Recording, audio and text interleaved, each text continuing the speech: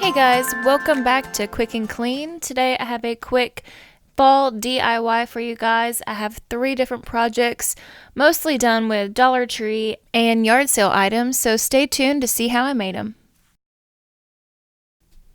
Starting today off with a couple mason jars I got half price at Hobby Lobby. I only have 2 pictured, but it will be a total of 3 for the centerpiece. I already have a green one from my Christmas collection. So what's great about these is you have enough colors you can mix and match your jars for every season and occasion. Supply-wise, for these first 2 crafts, all you really need is an assortment of paintbrushes, some paint. I have burnt umber, king's gold, harvest orange, and aloe. Also gonna need some Dollar Tree raffia. I also used some jute cord. And not picture, but just as important, a hot glue gun to make sure everything stays in place, and a pair of scissors.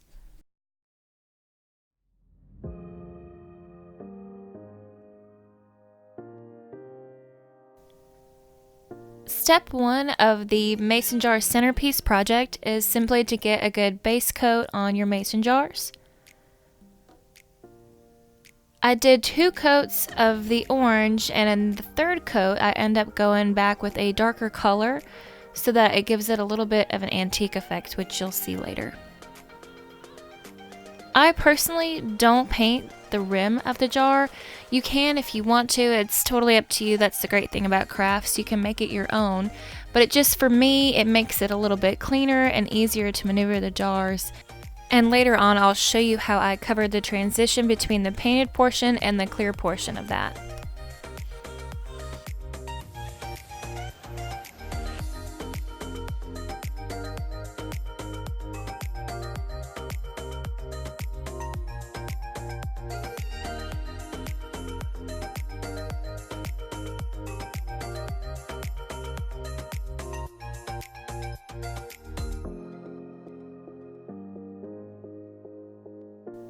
For my yellow mason jar, I only ended up doing just straight coats of the yellow.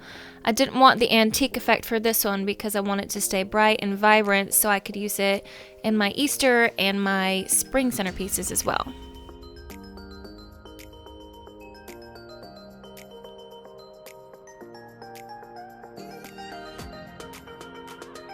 To get that antique effect for my 3rd coat of the orange, I'm simply adding a little bit of the burnt umber color.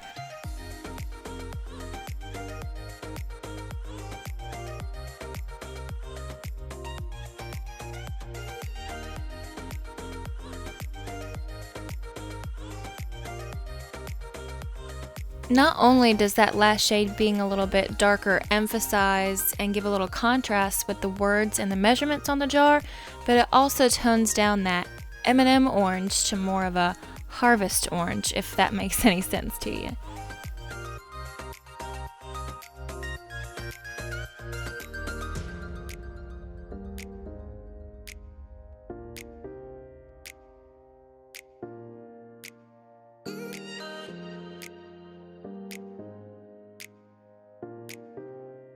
I wanted to go ahead and show you guys my Christmas centerpiece before I dismantled it. All I'm going to do is borrow this green ball jar for my fall centerpiece.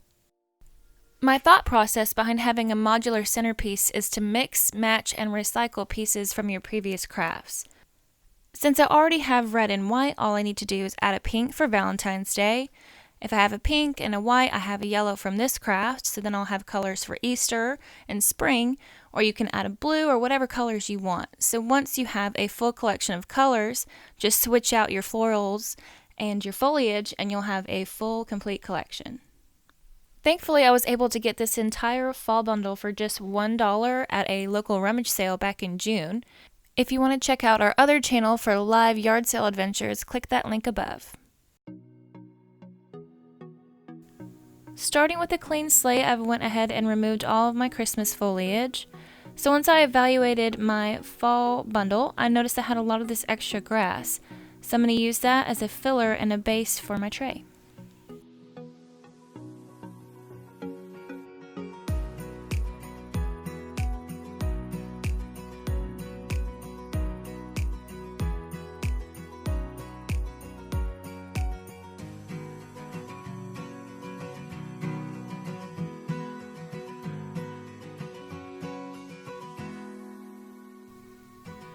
Now comes the time to add your jute cord. So this is where you use a little hot glue and you're going to wrap that jute cord around the top of your jar to tie in the glass and the paint. So I picked the side I liked the least of my paint job to hide all my glue.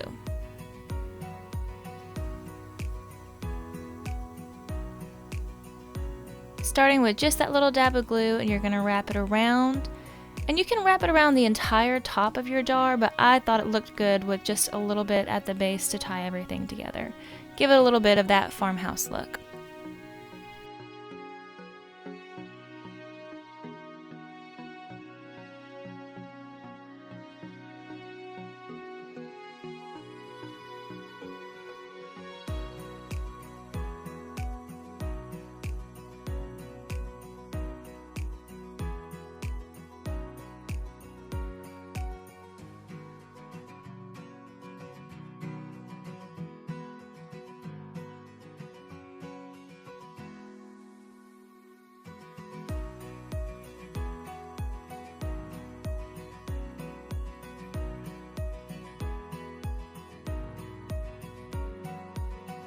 You may notice there's no jute cord on the jars here. I want to save you the trouble that I did and tell you to do that first. I had my arrangements complete and then realized it was a little too difficult to do the jute cord after. A few tips on making your arrangements is to find balance. So I noticed I had a few of these berry bundles with the feathers. I also had only one of the bundles with the leaves, so I wanted to put those in the middle because I couldn't balance those out on the sides.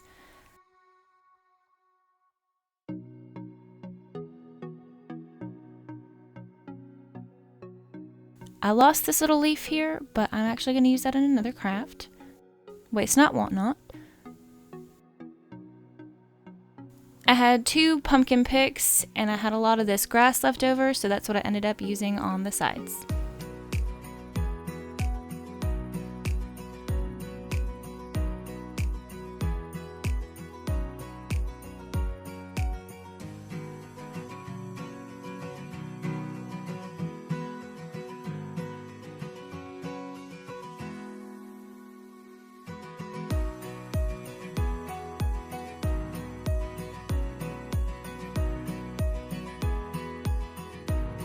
Once you have everything in the jars that you like them in, all there's left to do is fluff everything out. You want to fill in any blank spaces that you have and accentuate the pieces that you like the most. It'll take some tweaking, but just find out what works for you, and I'm sure you'll adjust things multiple times like I did.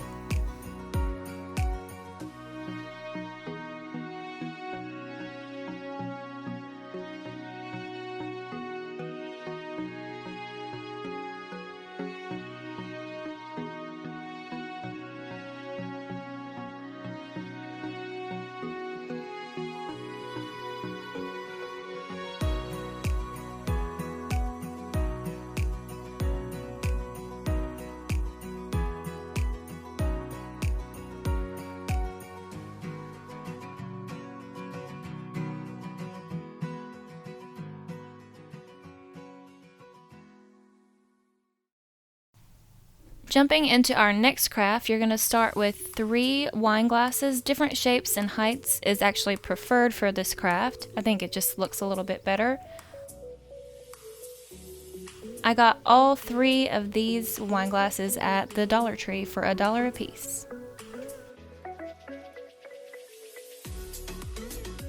Step 1 for these pumpkin candle holders is much like the first craft. You're going to get your base coat of orange on the bottom of these wine glasses.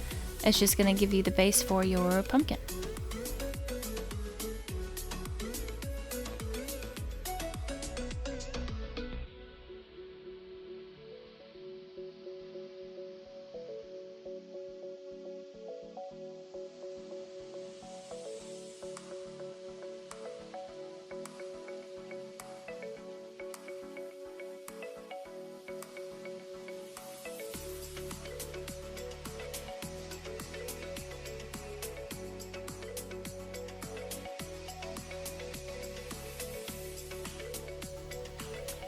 After 2 good coats of this orange, you're ready for the next step. I'm going in again with a little bit of the orange mixed with the burnt umber to give it a little bit of a darker shade. This is going to give us those lines to make it look more like a pumpkin.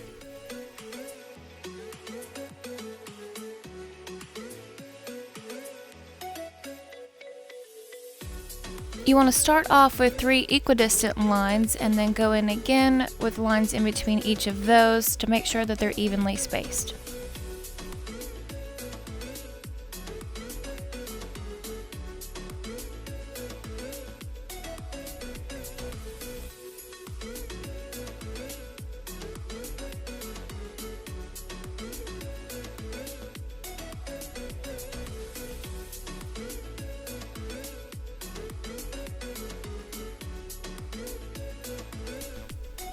After you have those lines where you want them, I would suggest going in with a dry brush to kind of fan those out and make them blend in a little bit more.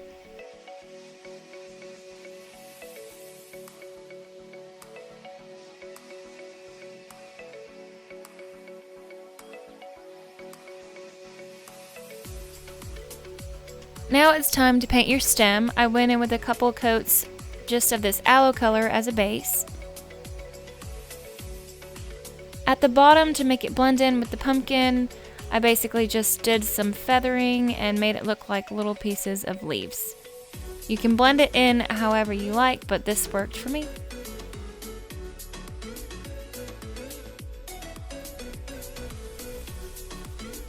I painted all the way up the stem of the wine glass, but I did not paint the top. I didn't think it was necessary, and it actually kind of gives it a cool effect. Another reason why it makes sense to not paint that top is you're going to put the tea light directly on it, and having paint over a glass surface, it's going to scratch off pretty easily. So just mess it up anyway, so it's better to just leave it clean and clear.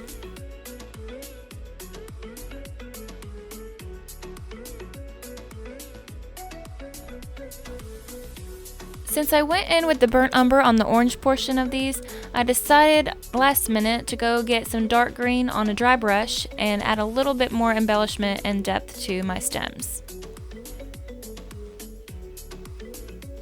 I mixed the dark in with a little bit of the aloe so it wouldn't be too dark, but it gives it just a little something special.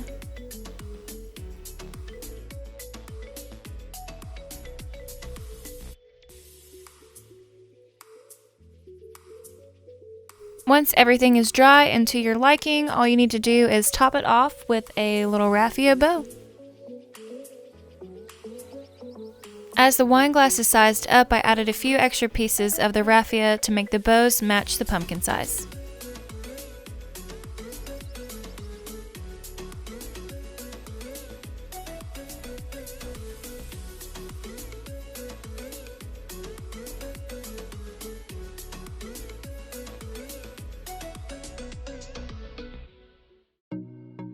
The last craft of the day is simple but super cute and classic.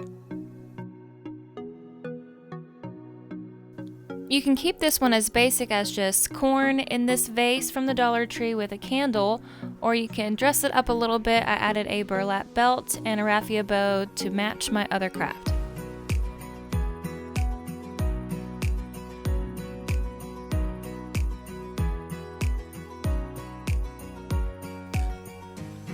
For this burlap belt, you want to measure a little bit longer than the circumference of your vase, so you have a little bit of overlap to glue the burlap to itself.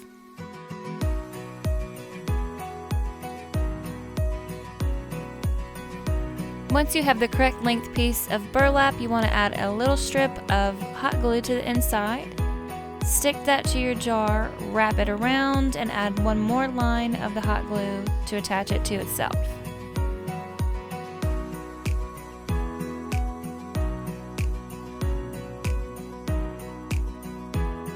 If you want to get really hot glue happy, you can always add more, but with something porous like burlap, it's going to ooze through and make a mess, so one little strip is good for me.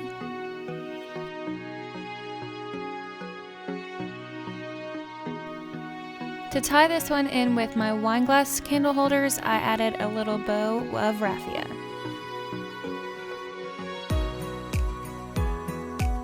started off with just a little strip around the jar to give me a base. Then you measure out the appropriate length that you need to make a bow.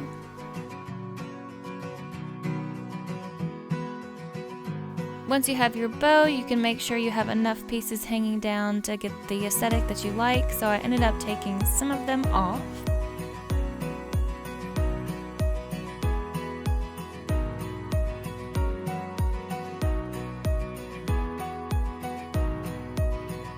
A little dab of hot glue again to get that to be in place.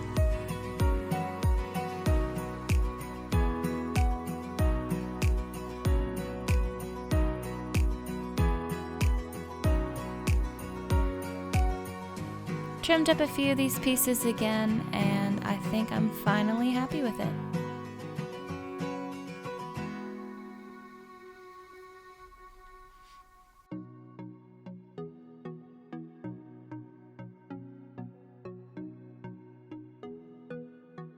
Thank you guys so much for watching. If you like these crafts, please give it a thumbs up and subscribe. It really supports my channel. See you next time.